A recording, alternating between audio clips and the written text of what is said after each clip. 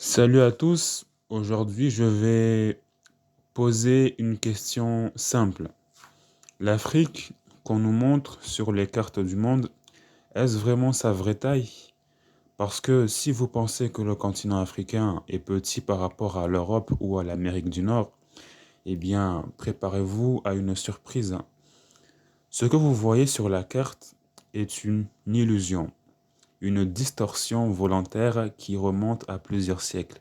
Alors, asseyez-vous et voyons ensemble comment l'Afrique a été rétrécie sur les cartes du monde et ce que cela révèle sur la manière dont on perçoit le monde. Premièrement, la plupart des cartes qu'on a vues à l'école utilisent ce qu'on appelle la projection de Mercator. C'est une carte créée au XVIe siècle par un cartographe européen, Gerardus Mercator, pour aider les navigateurs à tracer des routes droites sur l'océan.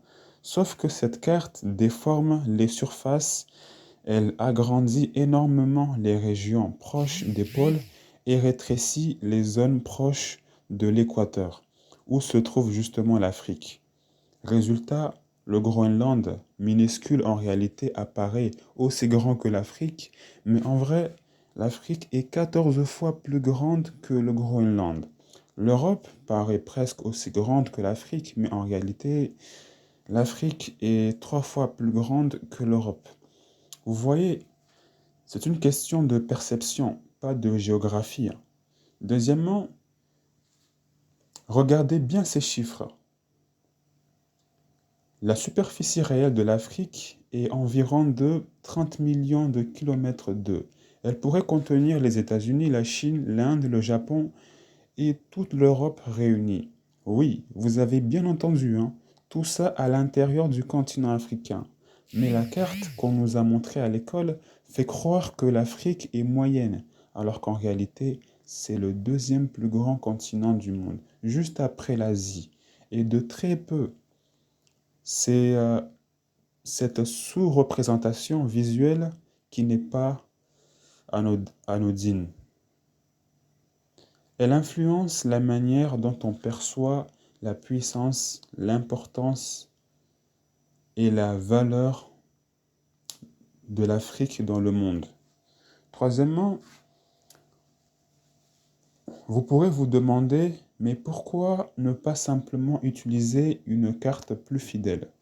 La réponse est à la fois technique et politique. Historiquement, la projection de Mercator a été créée par et pour l'Europe. Elle plaçait l'Europe au centre et l'agrandissait, donnant l'impression que les puissances coloniales étaient grandes, dominantes et centrales, et l'Afrique, elle, apparaissait petite, lointaine et secondaire. C'est un choix culturel et symbolique. La carte reflète une vision du monde eurocentré. Et ce regard, on l'a intégré sans même s'en rendre compte. Quatrièmement, heureusement que certains cartographes ont voulu corriger ça. Dans les années 1970, une autre projection a gagné en popularité, la carte de Goel-Peters. Celle-ci représente les proportions réelles des continents. Et quand tu vois l'Afrique sur cette carte, elle paraît immense, elle domine le monde visuellement, comme elle le mérite géographiquement. C'est là que vous réalisez à quel point la perception change tout. Et ce qu'on vous a montré façonne ce que vous croyez. Et depuis tout petit, on vous a montré une carte où l'Afrique semblait réduite. Cinquièmement, cette déformation n'est pas seulement une erreur technique, c'est aussi une erreur de mentalité. On a rétréci l'Afrique sur les cartes comme on a souvent minimisé son rôle dans l'histoire, sa richesse culturelle et son potentiel.